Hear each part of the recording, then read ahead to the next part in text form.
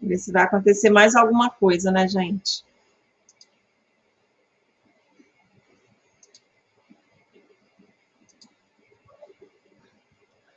Então, não se esqueçam que eu não vou escutar, não vou conseguir ver o chat, tá, gente?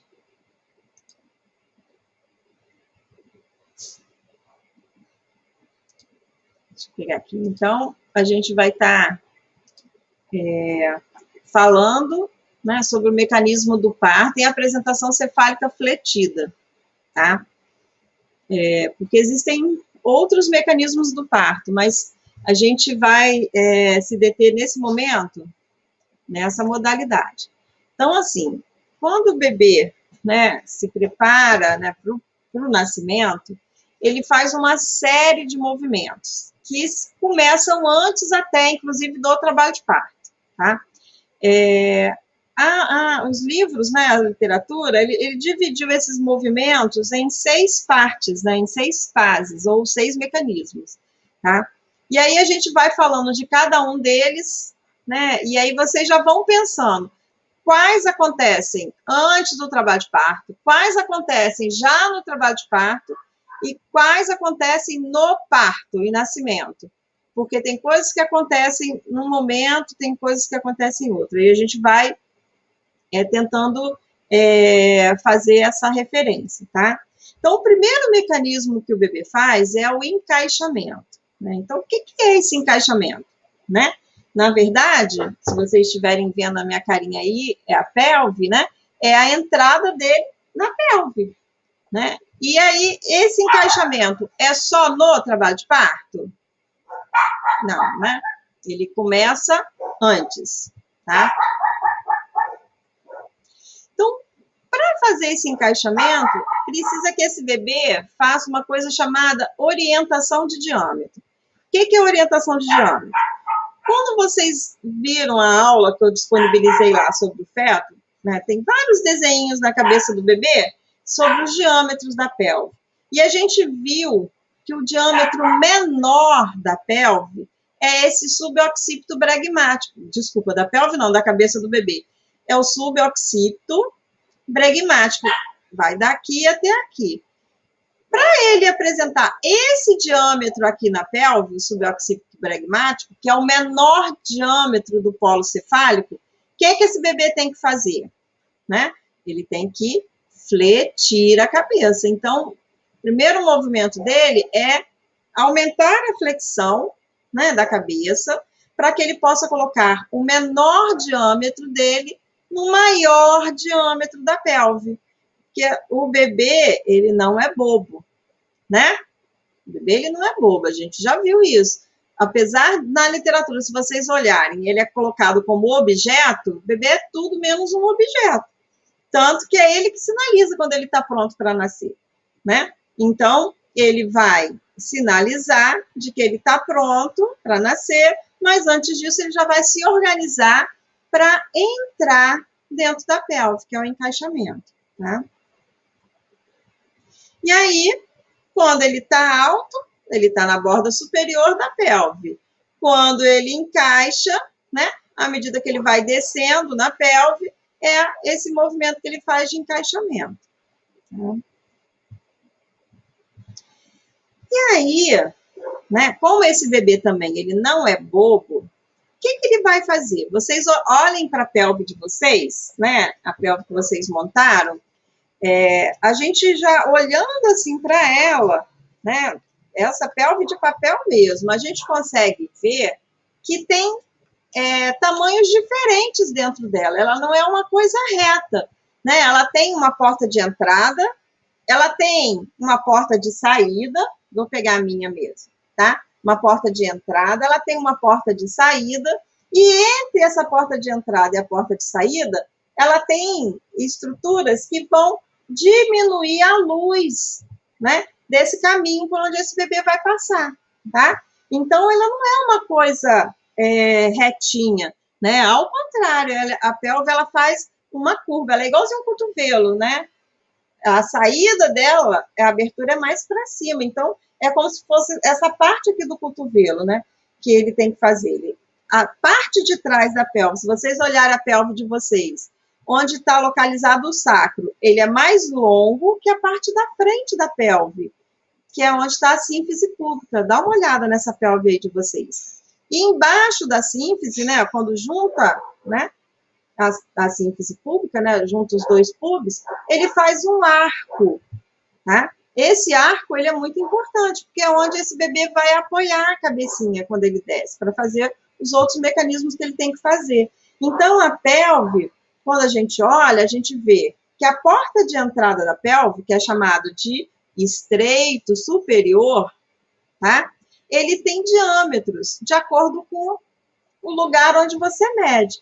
Então, olhando ali esses diâmetros, a gente vê que de um lado ao outro, né, que é o diâmetro transverso, é o maior diâmetro da pelve, é onde ela mede 13 centímetros. O diâmetro antero-posterior, que vai da sínfise até o promontório, tá, é o menor diâmetro da pelve, que é esse 11 centímetros. E obliquamente, né, alguém quer perguntar? E obliquamente, a gente tem esse diâmetro oblíquo, que é 12 centímetros, tá? Então, essa é a porta de entrada da pelve. Ricardo, eu acho que o seu microfone está aberto, está fazendo barulho. Desculpa.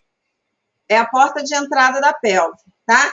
Então, se eu sou um bebê que eu sou esperto, né?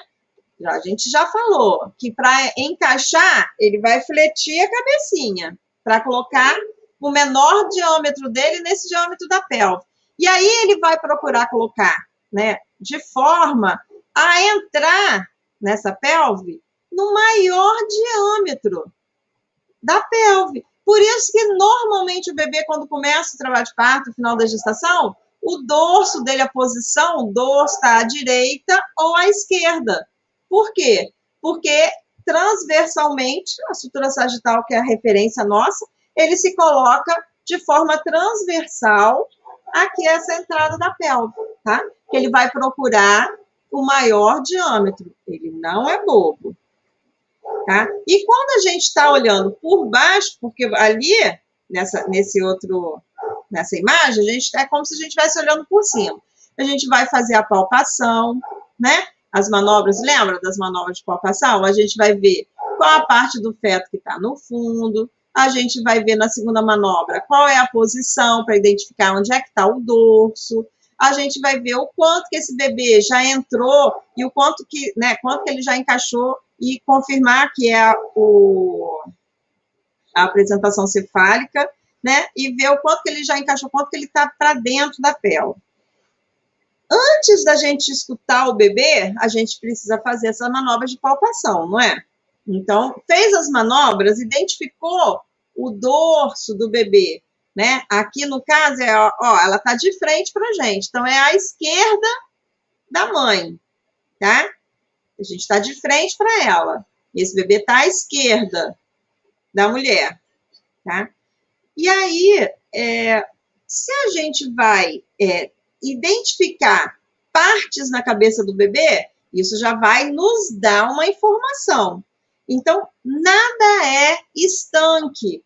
Para a gente poder saber, né, como o bebê entrou dentro da pelve, reconhecer partes dessa cabeça, né, as suturas e fontanelas, a gente primeiro faz o exame físico, escuta o bebê. Por quê? Porque aí você já vai ter uma ideia de onde procurar, tá? Se o bebê, você está auscultando, ele está à esquerda, você vai esperar encontrar a pequena fontanela à esquerda, né? A lambda, tá? Então, isso já é para vocês irem ligando esses pontos, tá?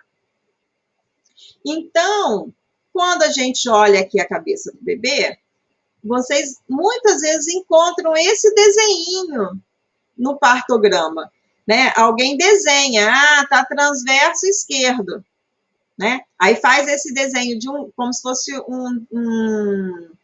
um garfo, né? Com dois dentes, né? Por quê? Significa que está um occipito transversa esquerdo. O bebê encaixou aqui, ó, o dorso, né? Na parte esquerda da mãe, na posição, né? Posição dorso esquerda, e ele está transversalmente aqui a sutura sagital, a parte de entrada, tá? A porta de entrada. E aí, quando a gente toca, né? Porque é pelo toque que você vai sentir a cabeça do bebê, e aí quem conseguiu fazer a cabeça, vocês vão, né, passar os dedos aí na sutura que vocês desenharam na cabeça do bebê e nas fontanelas, vocês vão ver que a gente tem lambda, né, próximo ao occipito, e a gente tem bregma anteriormente. Por que é lambda aqui atrás e bregma aqui? Qual esse desenho de um losango e um triângulo? Pelas suturas que chegam até lambda e as suturas que chegam até bregma, tá? Então, isso é importante para a gente poder... Porque, às vezes, a gente tem mais facilidade de identificar bregma do que lambda. Mas, se eu sei que esse bebê está à esquerda, eu vou encontrar lambda à esquerda, né? E aí, se eu estou sentindo uma fontanela à direita, eu vou ter que investigar, a não ser que eu tenha errado na identificação da posição, mas eu vou... Essa fontanela que eu estou vendo à direita é a bregma, tá? Que é ao contrário da lambda. Se a bregma está para cima, significa que a lambda está para baixo, tá? Em relação à pelve. Se a bregma está para baixo, significa que a lambda está para cima. Elas sempre são diametralmente opostas uma à outra, tá? Isso é importante a gente gravar, porque quando a gente vai fazer a variedade de posição, a gente tem que lembrar, né, desses conceitos. E aí, só para, né, atrapalhar um pouquinho mais, a gente tem o sinclitismo e o assinclitismo. Vocês já ouviram lá? Ah, tá assinclítico. Ah, tá num assinclítico anterior, tá assinclítico posterior. Alguém já escutou essas palavras lá na maternidade? Sim. Sim, né? E aí vocês conseguem entender o que é o sincletismo e o assincletismo? Sincli. Eu só falo sincli, é sincli. Quando alguém fala isso, vocês conseguem entender do que eles estão falando? Alguém?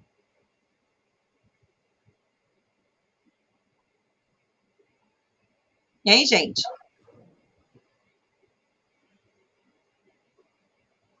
Não? Então, assim, o que é o conceito disso, né? Quando a gente vê que a cabeça ela vai entrar, né, na pelve, geralmente a sutura sagital vai estar transversal àquilo que a gente falou. Ela entra de forma transversal, né, no estreito superior. Quando esse diâmetro, né, transversal, da sutura sagital, está paralelo aos planos da pelve, a gente diz que ele está sinclítico. Quando essa relação não acontece, aí é o assincletismo. Então, quando ela está assim, ó, ao invés dela estar assim, ela vai estar ou posteriormente, tá? Ou seja, a sutura sagital está mais próximo da borda anterior, e aí você vê essa parte aqui, ó, do polo cefálico posterior. Ou anteriormente, quando a sutura sagital está mais na direção do sacro, e anteriormente você percebe ali os ossinhos, né, principalmente a têmpora, né, mais dos ossinhos da cabeça do bebê, e sente a sutura sagital lá para trás, tá? Tem um desenho que talvez fique mais fácil para vocês entenderem. Então, sinclitismo quando está paralela, tá? Entrou de forma paralela às bordas, né? As duas laterais, anterior e posterior da pelve. O assinclitismo anterior, né? A sutura, ela vai mais para a direção do sacro, tá? E anteriormente, vocês sentem lá os parietais ou o temporal, tá? Quando é o assinclitismo posterior, é o contrário, a sutura sagital, mas vai estar mais próximo da borda e posteriormente você sente mais, né, os parietais e o temporal, tá? Normalmente, um bebê que entra assinclítico lá no trajeto, quando é, por exemplo, é uma coisa transitória normalmente, tá? O assinclitismo anterior, geralmente, né, é quando aquelas grandes múltiplas, que aquele abdômen é meio pendente, então o bebê, ele fica meio para frente, né, caído o corpinho dele para frente. E aí ele tem mais facilidade. Então, se a gente ajeita esse bebê com rebozo, segurando o rebozo por trás, ou ela, ao invés de ficar com o abdômen mais pendente, ficar com o abdômen um pouco mais, né, de forma a esse bebê se depositar aqui, ele consegue ajeitar para passar. Então, o anterior está muito relacionado com uma multiparidade, tá? O posterior, ao contrário, já está mais relacionado com o bebê grande, tá? Então, o que esse bebê vai fazer? Ele faz um mecanismo para tentar entrar nessa pelve, aí ele vai fazendo esse movimento, tá? Para tentar entrar. Professora, tenta levantar só um pouquinho mais a pelve para gente. Isso, assim dá para ver. Tá? Então, esse é o posterior. Tá? A sutura sagital está mais aqui para cima, tá vendo? A parte posterior, né? Você sente aqui, né? Os parietais e o temporal aqui. E aí ele vai fazendo esse movimento. Ó. Geralmente é mais comum, né? O assinclitismo posterior, um bebê grande, tá? Então, a gente sempre fala, não devemos tocar toda hora. Não devemos mesmo. Mas quando a gente faz o toque, ele tem que ser bem feito, porque como a gente toca com menos frequência, à medida que você vai tocando, você vai procurar identificar tudo que é possível para você evitar ter que tocar toda hora, tá? E aí você tocou, tá sentindo que está assinclítico, é um bebê que está com assinclitismo posterior, significa que é um bebê grande. O que a gente precisa fazer para ajudar na descida desse bebê pela pelve? Aí vocês vão pensar em coisas que podem ampliar a pelve, não é verdade?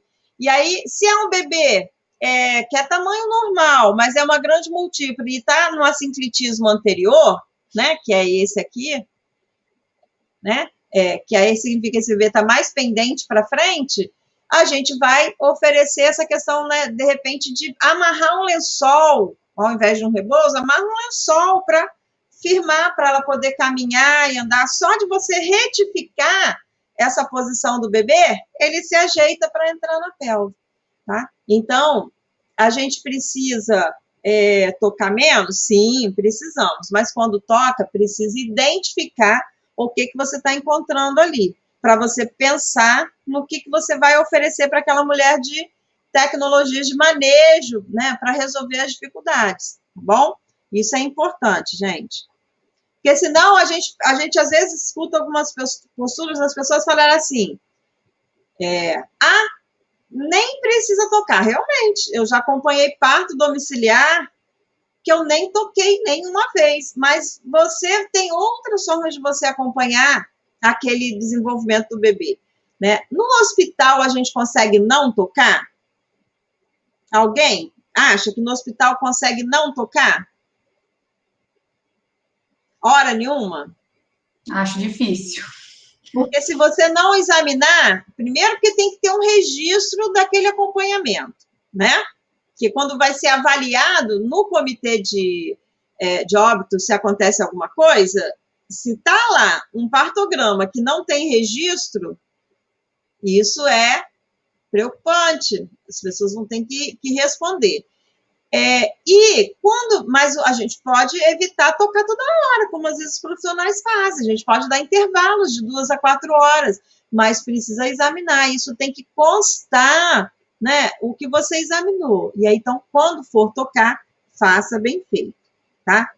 Então, esse é o primeiro mecanismo. A forma como esse bebê, né, encaixou na pelve. É o encaixamento. E a gente está vendo as formas como ele pode entrar dentro dessa pelve para a gente poder avaliar até Professora, esse encaixamento, ele é a mesma coisa, sinônimo de insinuação? Em alguns lugares você vê, porque às vezes a insinuação é quando ele está entrando, encaixamento quando ele já entrou aqui na pelve.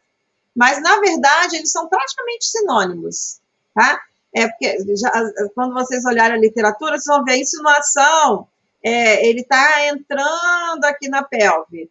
Encaixamento, ele já está aqui dentro. Mas eu entendo que é basicamente a mesma coisa, tá? Que ele está entrando dentro desse primeiro porta de entrada, que é o estreito superior. É o momento em que ele está entrando dentro da pelve, tá? E aí, o tanto que ele já entrou, é que se caracteriza como só insinuado ou já fixo ali dentro, tá? O segundo mecanismo, então, o bebê encaixou, né? Entrou na pelve, o segundo mecanismo é a descida, tá? O encaixamento, ele vai acontecer geralmente quando antes do trabalho de parto, né? A descida, junto com o encaixamento, ele pode acontecer de uma forma contínua, já no trabalho de parto, né? Ou um pouco antes. E a descida, ele faz essa descida, esse mecanismo, todo o processo do nascimento. Só que, como sistematizou, ele ficou como o segundo mecanismo, tá? A descida é como esse bebê está caminhando dentro dessa pelve. E aí a gente tem formas, né, de avaliar essa descida dele, tá? Então, segundo mecanismo, descida. E se vocês olharem lá, vocês vão ver,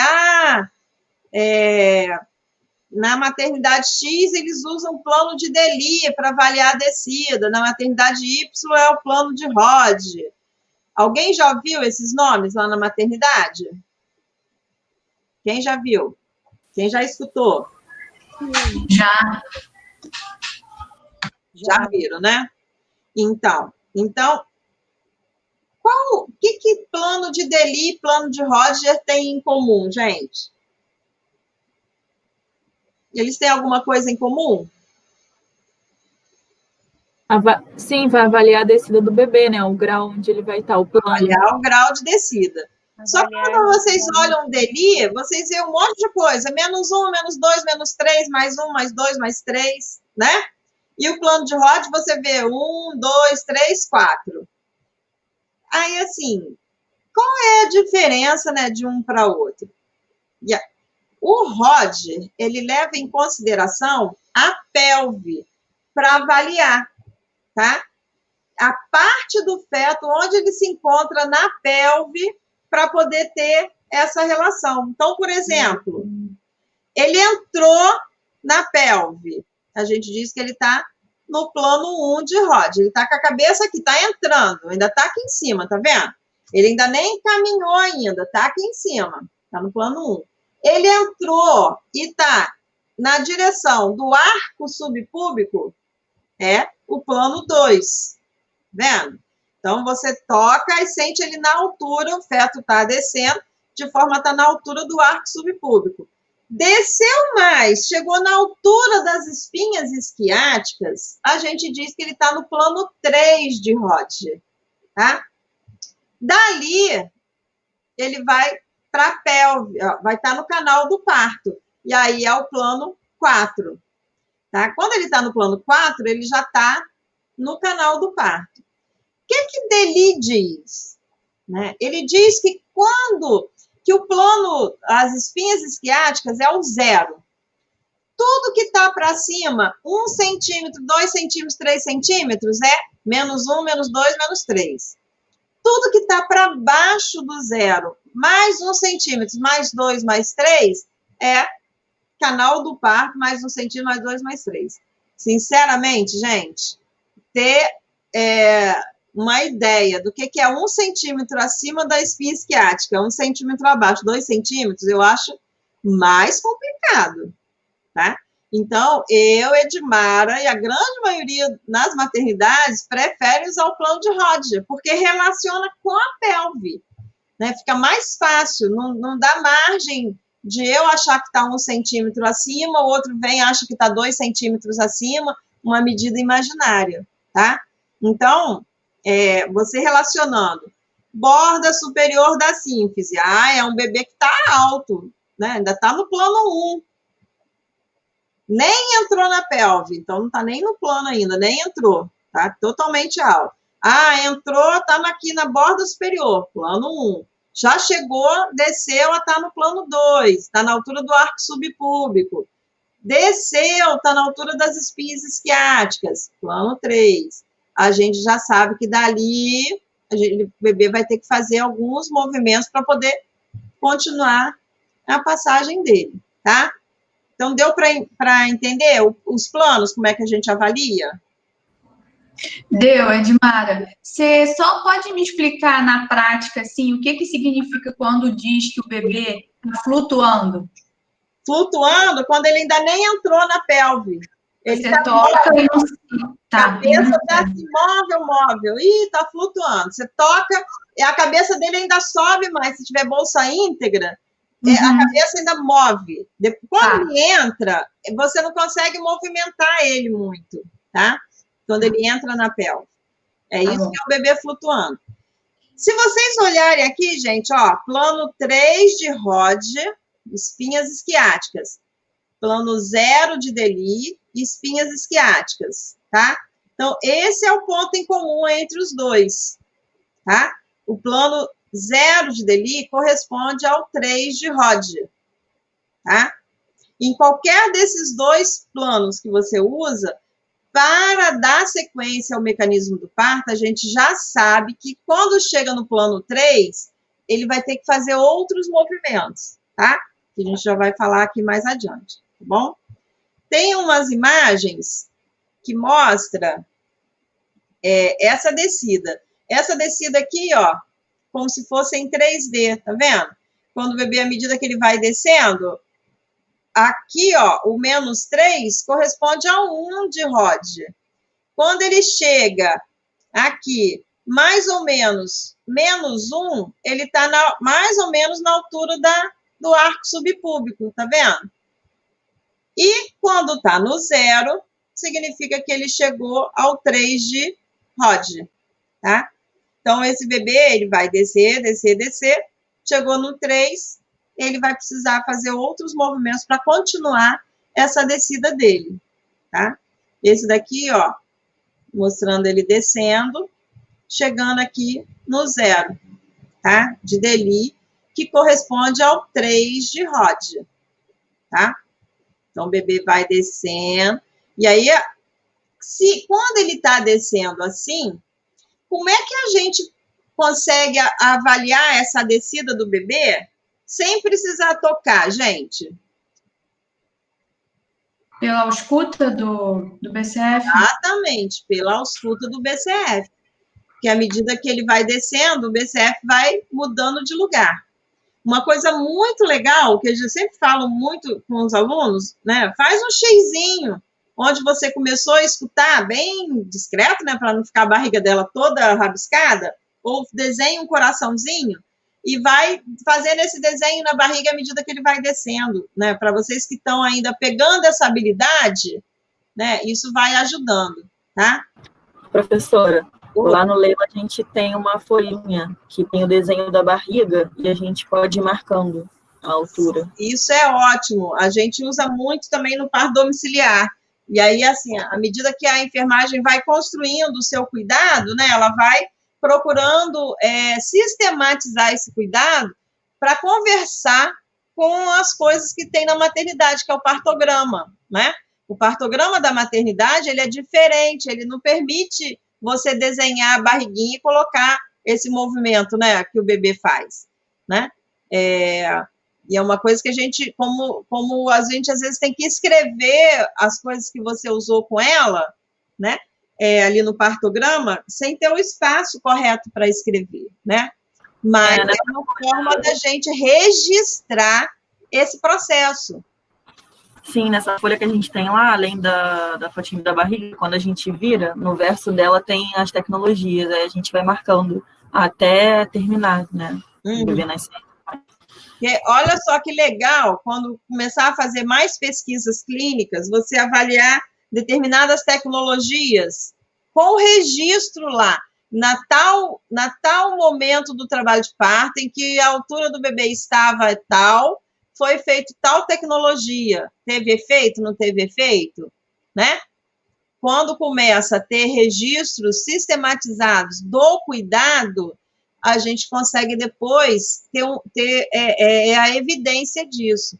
Né? Então, precisa que a enfermagem busque essa evidência. Isso é uma coisa que é urgente. A gente cria coisas pra caramba e que outras pessoas acabam depois escrevendo sobre elas, né? Aí, por isso que tem um monte de gente que quer se apropriar do cuidado da enfermagem obstétrica e algumas coisas que são compartilhadas. Bom, então, o neném encaixou, desceu, terceiro mecanismo, rotação interna do polo cefálico. Ficou faltando um O aqui no polo, tá, gente? Não é plocefálico, não, pelo amor de Deus. Depois eu vou corrigir. Do polo cefálico. Então, lembra que a gente falou que esse bebê, que a pelve, ela tem vários, né, momentos, né? A porta de entrada, a gente tem a porta de saída e a gente tem o meio dela, que é esse estreito médio, é chamado de estreito médio, onde tem as espinhas isquiáticas. Então, quando a gente olha a pelve assim, ó, a porta de entrada, o maior diâmetro é o transverso. Quando chega no estreito médio, o transverso, que era o maior diâmetro, passa a ser o menor diâmetro por causa das espinhas, tá? Então, o bebê, ele é bobo? A gente já não chegou à conclusão que ele é esperto? O que esse bebê vai ter que fazer para passar? Ele vai procurar o maior diâmetro lá do estreito médio, que por um acaso é o antero-posterior, tá? Que é 12 centímetros. Então, esse bebê, para ele continuar no mecanismo dele de parto, ele entra transversalmente, vai chegar no estreito médio, na altura das espinhas isquiáticas, ele vai ter que rodar para poder encontrar o maior diâmetro, que não é mais o transverso, é o antero-posterior, tá? Então, essa rotação a gente acompanha pela cabeça do bebê. A gente precisa entender, né, o que esse bebê está fazendo. Então, se vocês olharem aqui, ó, esse desenho está enorme, a sutura não, a fontanela bregma, né? Normalmente, ele está mais fletido, né? Essa fontanela está mais assim na ponta, né? E a outra fontanela, que é o nosso ponto de referência, tá? É a lambda. Então, a gente acompanhar a rotação do bebê, se ele entra transversalmente, você espera que esse bebê venha com a lambda para anterior. E aí, quando vocês olham lá, naquele... Deixa eu pegar aqui uma caneta. Quando vocês olham lá no partograma, vocês veem esse desenho, né? Se ele entrou aqui, lambda, sutura sagital, tá, gente? Juro que é isso que eu estou desenhando aqui. Você espera que isso daqui, ó, ele vá para frente. Quando tá desse lado aqui, se ela tá de frente para mim, ela tá de frente para mim. Eu tô vendo o lado direito ou esquerdo?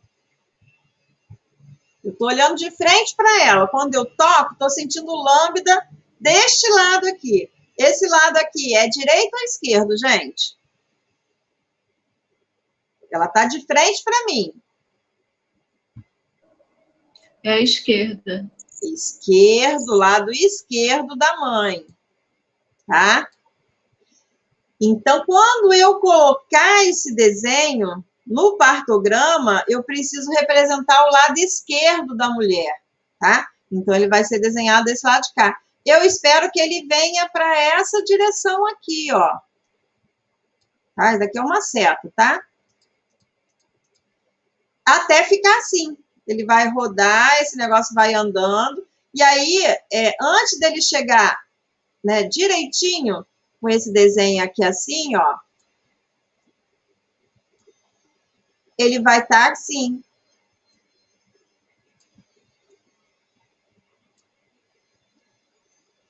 Aí, quando você toca, poxa, eu comecei, quando eu toquei a primeira vez, ele estava transverso. Eu disse lá que ele estava em oxítono esquerdo. Eu estou escrevendo com o mouse, aí está muito esquisito. Transverso. Né? A gente vai ver esse desenho, significa isso, oxítono esquerdo transverso.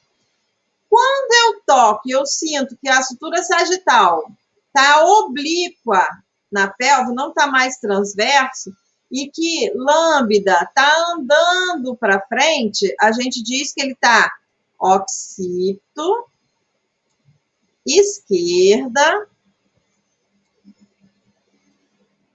anterior. Ele está andando para frente. Tá? E quando ele está totalmente assim, a gente diz que ele está occipito anterior. Tá? Ou occipito pubis. Só que tem que ter cuidado quando coloca occipito pubis, porque ele pode estar ao contrário, andando para trás, indo para posterior. E ao invés de colocar occipito sacro, a pessoa pode colocar occipito posterior, OP, tá? Então, na hora de identificar, vocês tenham esse cuidado, tá? Entenderam esses desenhos que as pessoas fazem no partograma, gente? Quem ainda não entendeu?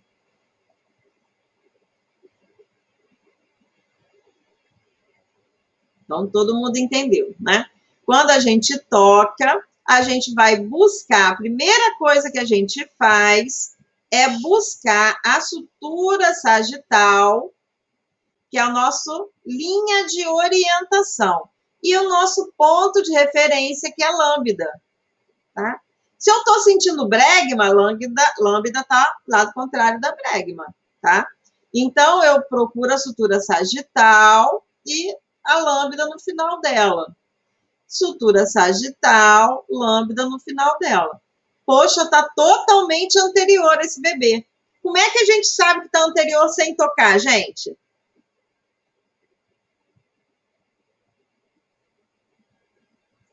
Como é que a gente sabe que esse bebê veio para estar totalmente anterior? Com dorso anterior. A ausculta fica bem centralizada. A ausculta bem centralizada e baixa. Baixa. Né? Ela vai vindo, ela vai andando e vai andando e descendo, né? E aí fica bem centralizada e baixa. Aí a gente vai, né, confirmar, se for o momento de tocar, a gente vai confirmar pelo toque. Então, se eu estou percebendo toda essa movimentação, eu preciso ficar tocando toda hora? Essa mulher, para sentir isso? Vocês acham? Precisa toda hora tocar? Não, né? Não precisa. Exatamente. Então, só para lembrar, olhem aí para dentro da pelve de vocês, que vocês construíram. Vocês vão olhar as espinhas isquiáticas de vocês para dentro da pelve de vocês, né? E aí essas espinhas isquiáticas, ó, diminui a luz do canal do parto. E aí esse diâmetro que antes era, né, 12, ó, 13, que é o transverso, ele passa para 10,5, tá? E o anteroposterior, 11, 12 centímetros. Então, esse bebê que estava transverso, ele vai começar a rodar para ficar anteroposterior. Então, o dorso dele vai vir para frente e ele vai continuar descendo. Então, por isso que a gente escuta o bebê mais próximo da sínfise púbica. Ele vai se aproximando, vai centralizando e vai ficando mais próximo da sínfise púbica, tá? Então, o mecanismo que ele vai fazendo. Então, ele vai centralizando. Aqui ele já está praticamente nascendo, né? Está visualizando a cabeça. Mas antes da gente ver a cabeça, né? A gente vai sentir essa rotação dele. Tá? Aqui, aquilo que eu desenhei lá, né, daquela forma brilhante, aquele desenho retinho, a gente representou isso daqui, ó, tá? A variedade de posição. A gente está olhando essa mulher de frente para a gente. É como se eu estivesse olhando ela por baixo, tá? Então, aqui é o sacro, cóccix e a sutura, a sínfise púbica, o arco subpúbico. Então, essa cabeça está encaixando aqui dentro. A forma como ela encaixa depende da forma como ela entra. Então, se tá. E aí, uma coisa que a gente sempre, pegar a caneta aqui, a gente traça essa linha transversa aqui. Tudo que tá para cima, a gente diz que tá anterior. Tudo que está para trás, a gente diz que está posterior. E tudo que está, né, desse lado é a esquerda. Tudo que está do lado de cá, lado direito da mãe, a gente diz que é a direita, tá?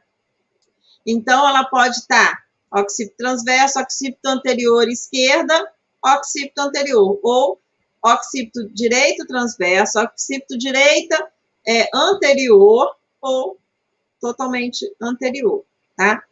A mesma coisa se esse bebê tá numa posterior. E aí vocês já ouviram falar, esse bebê tá numa OS, né?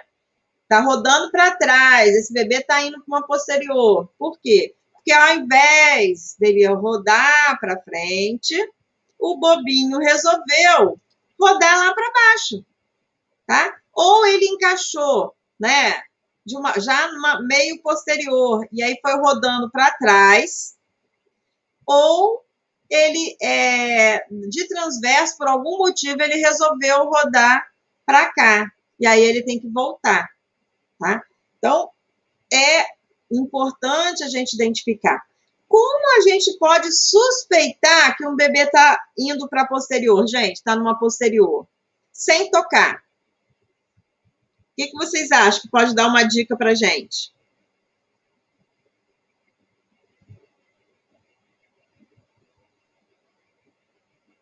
No exame que vocês fazem antes, gente. Antes de tocar.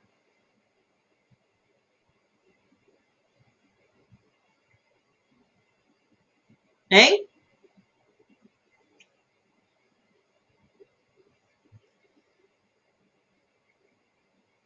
Ninguém sabe? Normalmente, quando a gente escuta o bebê, né, ele vai estar no quadrante inferior direito ou esquerdo, né? Se ele, ao invés de estar bem no meio do quadrante, ele estiver mais na lateral, tá? Você pode começar a desconfiar que esse bebê está numa posterior. É aquele BCF que você escuta bem na lateral de um lado ou do outro, tá? E aí, ele vai ter mais dificuldade para vir para a anterior, tá? Então, aqui, ó, é um mecanismo de rotação de posterior para anterior, porque olha só, esse bebê, ele está numa posterior, ele tem que vir para transverso, depois vir para anterior, para depois, né, ficar totalmente antero-posterior, tá? Ele não vem, ele é mais, por isso que é um trabalho de parto mais demorado. Às vezes, ele faz uma verdadeira sanfona aqui dentro, gente.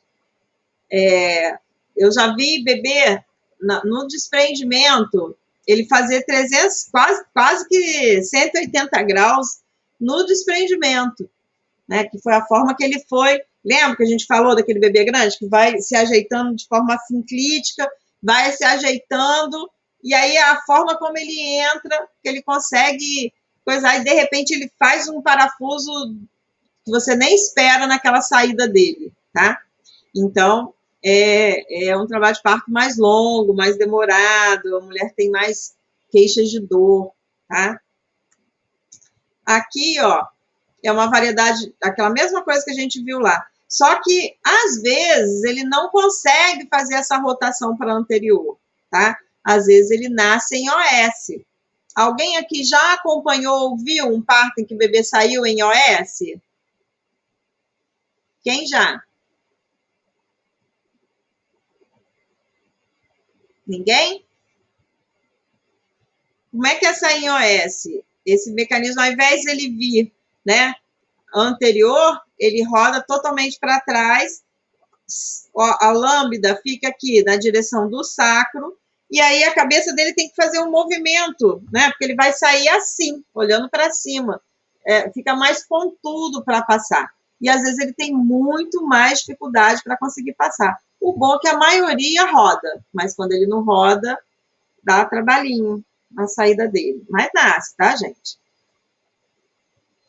Aqui, ó, ele descendo e começando a rodar, tá? Tem coisa. Ó, entra o transverso, veio para anterior, né? Totalmente anterior, e aí desprendeu, tá? Então, essa é a rotação que ele faz. Então, normalmente, esse terceiro mecanismo, né, que é a rotação interna do polo cefálico, normalmente ele faz fora do trabalho de parto ou já no trabalho de parto, gente? O que vocês acham?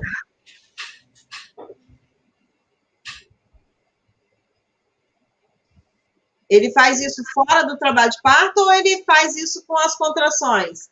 Fazendo um movimento e empurrando ele? O que vocês acham? Acho que já no trabalho de parto. No trabalho de parto, tá? Então, o primeiro e o segundo mecanismo, ele pode começar a fazer antes do trabalho de parto. Ele encaixa, desce, mas para rodar, ele precisa do trabalho de parto, tá? E aí ele chega no quarto mecanismo, que é o desprendimento do polo cefálico, tá? Aquilo tudo que a gente fica doida para acontecer, né? Então, o bebê, ele vai, volta, não é assim que ele faz? E a gente fica lá, será que vai passar? Será que vai rasgar tudo? Ele vai fazendo esse movimento de ir e vir. Né? Vem a contração, ele vem um pouquinho mais, passa a contração, ele volta. Até a hora que ele fica e a mulher começa a referir aquele anel de fogo, né? Tá ardendo, não é assim que ela fala? Tá ardendo. Tô sentindo que tá rasgando. Às vezes nem lacera, mas ela sente, né, essa pressão do polo, né, ali nas bordas, né, do períneo dela, né, da abertura vaginal.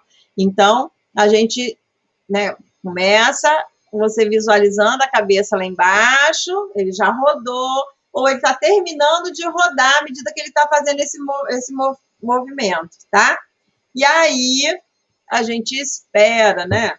Antigamente, ficava naquela pressa, precisa nem sair rápido. Hoje, a gente já sabe que esse desprendimento tem que ser lento, né? Que é o que vai ajudar a prevenir lacerações nesse períneo. E esse bebê, ele está preparado para fazer esse desprendimento lento. Mas, para isso, o que a gente tem que fazer o tempo inteiro, gente? Durante até esse momento em que ele está nascendo. Ausculto intermitente. Ausculto intermitente. Então, isso é o tempo inteiro, tá? Durante o trabalho de parto. Então, aqui, né, o desprendimento do polo cefálico. Antigamente, essa foto, ela é bem antiga, a gente, lá da casa de parto, a gente fazia a pressão, né, do períneo posterior. Era prática, né, porque a gente aprendeu assim, quando o pessoal foi para o Japão e trouxe essa técnica, né, a manobra de Ritchen modificada. Então, todo mundo, era comum, né, lá no início da casa de parto, vocês verem os filmes mais antigos, a gente está com a compressa fazendo pressão no períneo posterior, tá? Esperando, né, no desprendimento do bebê, da cabeça, do polo cefálico e depois o desprendimento dos ombros, tá? Esse mecanismo, ele é chamado de extensão, que é o desprendimento do polo cefálico, porque o bebê, ele está fletido, para ele nascer, ele vai defletir a cabeça, tá? Lembra que ele bota a cabeça, né, a nuca, no arco subpúbico e defletido. Ele vai fazendo isso, ó, com a cabeça apoiada no arco subpúbico. É a deflexão. É por isso que a pessoa chama também de movimento de extensão, tá? Então, lentamente, daqui é o útero, né? A gente está vendo só a cabeça, e aí ele vai saindo, né? Estendendo a cabeça para fora, né? Apoiando ali no arco subcúbito. Em várias posições, né? Ele pode estar fazendo isso no 4 apoios, né? Então, faça de conta que a mulher está aqui no 4 apoios, e aí ele vai estar nascendo olhando para a gente. Mesmo, né?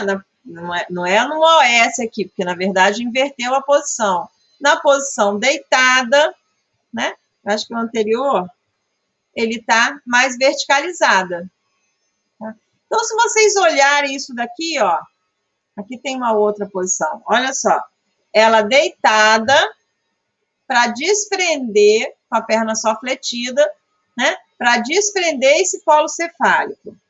E ela verticalizada e ela em 4 apoios. Qual posição vocês acham dessas 3 que é mais fácil o desprendimento desse bebê, gente? Em relação nessa pelve. Que posição? Ela assim, deitada, ela verticalizada ou ela em 4 apoios? O que vocês acham?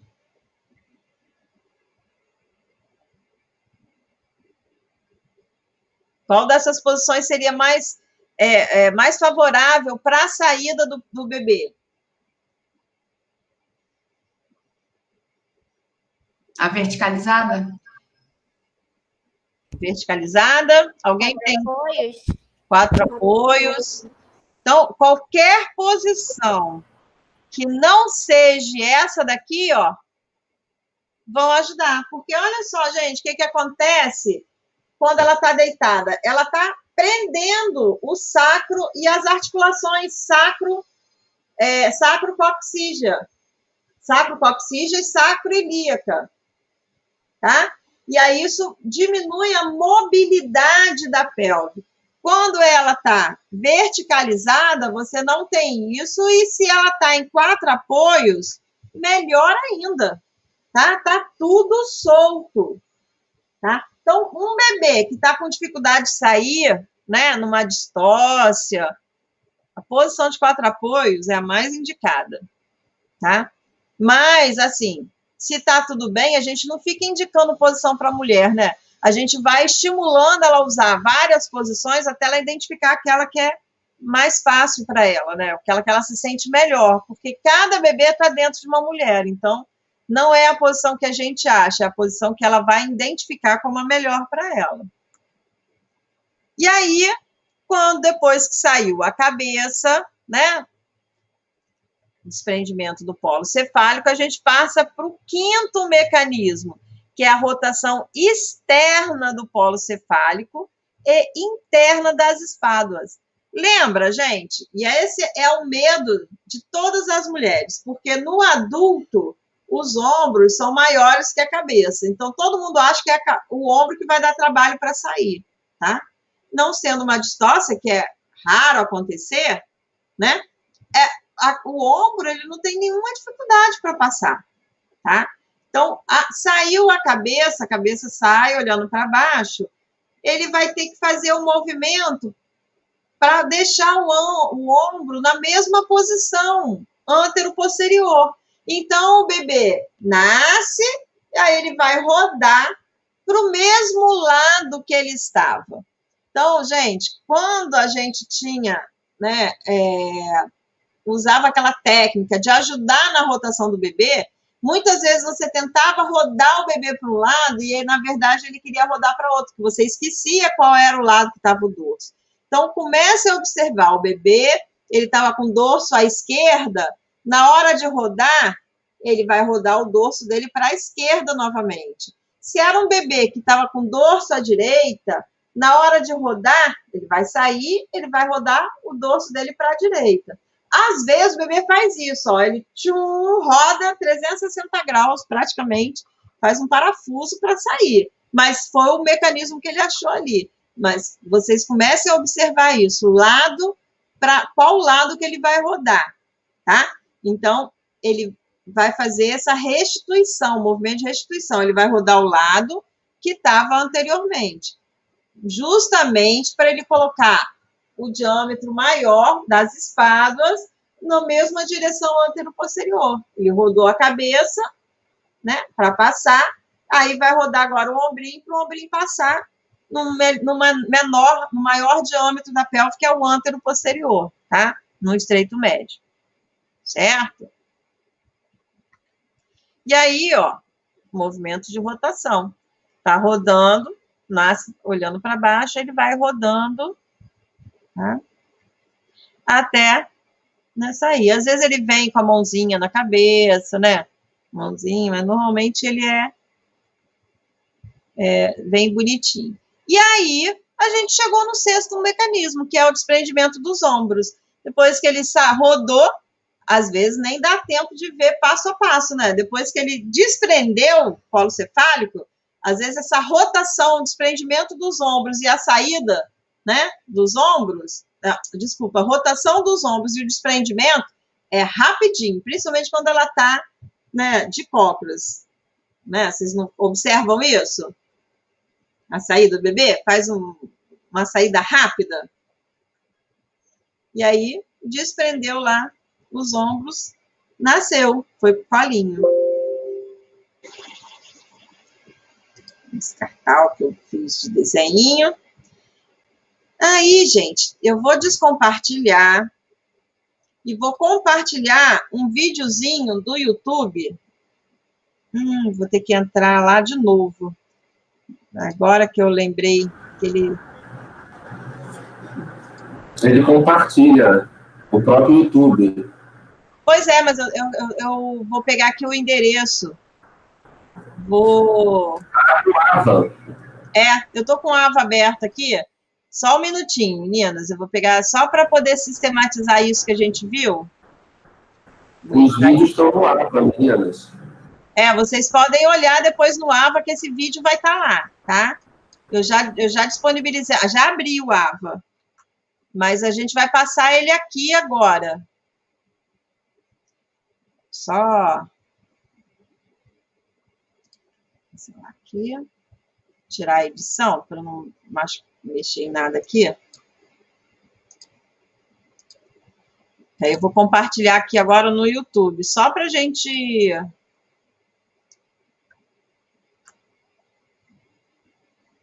É um vídeo italiano, tá? Ele é ótimo, esse vídeo.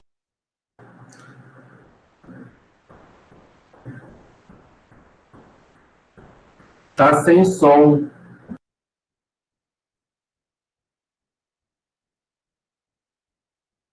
Seu microfone está desligado.